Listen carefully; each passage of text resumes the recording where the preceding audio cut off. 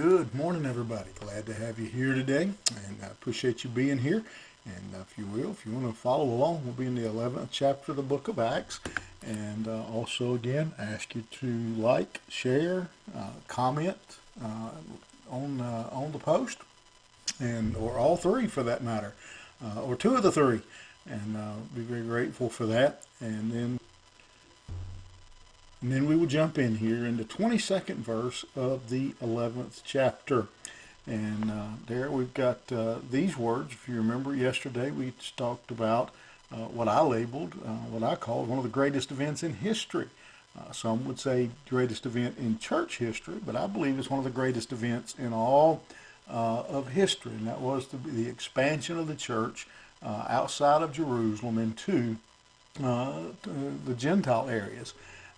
And so the word gets back to Jerusalem. The report of this came to the ears of the church in Jerusalem, and they sent Barnabas to Antioch. And when he came and saw the grace of God, he was glad. And he exhorted them all to remain faithful to the Lord with steadfast purpose. For he was a good man, full of the Holy Spirit and of faith, and a great many people were added to the Lord. So we have the founding of the Gentile church beginning here in Antioch, and the news gets back to Jerusalem, and they dispatch Barnabas to go down and to exhort them is the biblical word here. And what we have is, I think, an important lesson for the modern church. We have a great zeal, and most religious groups today have a great desire and many plans to start new churches. And I know that many people in the church will say, well, we don't need any more churches. We've got enough churches. Well, numerically speaking, we don't even come close to having enough churches. If in most areas, in my home county of Cabarrus County in North Carolina, if all the lost people were to show up this coming Sunday, we don't have anywhere near enough seats in our existing churches to deal with the lost. And again, another response I would have to that is look around. Does it look like the church as it exists is being effective in making a difference in our communities? And so obviously we don't have enough, or we don't have the right type or something. And so we do need more churches. And you may be surprised if you actually look at a map with the churches on it, at how many open areas there are where there really isn't, where there are really not many churches at all. And then you throw out the churches that are just simply doctrinally and theologically wrong. And if you want to talk about just solid Bible believing preaching churches, that number gets even worse. But what we see here, and what I think sometimes happens in our world today, is in our great desire to plant new churches, and it's a good desire to see people come to know Christ, great desire, that we overlook something. This new church, Jerusalem, the church at Jerusalem, took an interest and served as what we would call today the mother church. In other words, what I think we see modeled for us here is churches start churches. That the existing church should be involved in raising up new churches, seeing areas, seeing needs, and putting churches in areas where there is a need for the gospel to be proclaimed. And so the church at Jerusalem sends Barnabas down to help. He's going to help him. They send him down, and he exhorts them.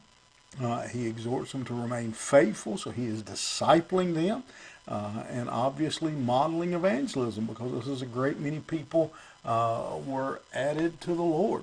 And even verse 26, to go a little further, when he found him, he brought him to Antioch. He took Saul down there to meet with the church and teach the people.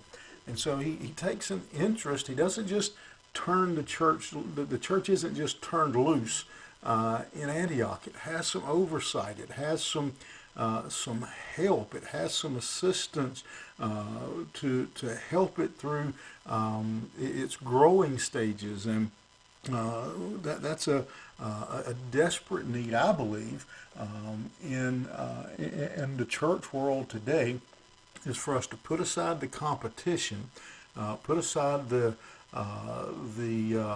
jealousy, and for existing churches to work to develop new churches, and to plant churches, and to bring them along, and to raise them up. And most churches, if you're a part of a church and it has any age on it at all, I will almost guarantee you, if you go back in your church's history, you will find that there was probably a mother church, another church that was pouring in to the leadership, was helping with finances, maybe even sent a few people for a while to help it get on its feet. And so the church you're a member of probably benefited from this model.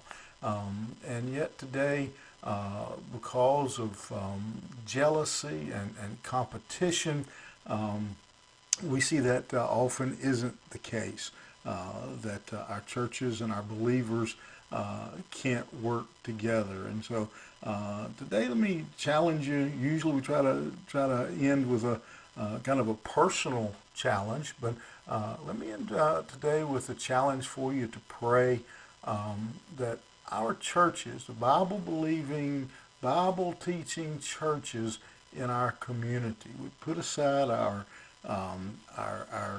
jealousies, our competition, and there's a saying among church workers that says we're not building silos, we're building kingdoms. You know what a silo is? A silo is where you store up the food for use, but we need to be building the kingdom, expanding the kingdom. It's obvious that the kingdom of Satan, the work of Satan, is expanding all over our communities. We need the Church of Jesus Christ to work together, to join arms, join hands, and come together to carry the gospel, the good news of Jesus Christ. Would you pray for that today?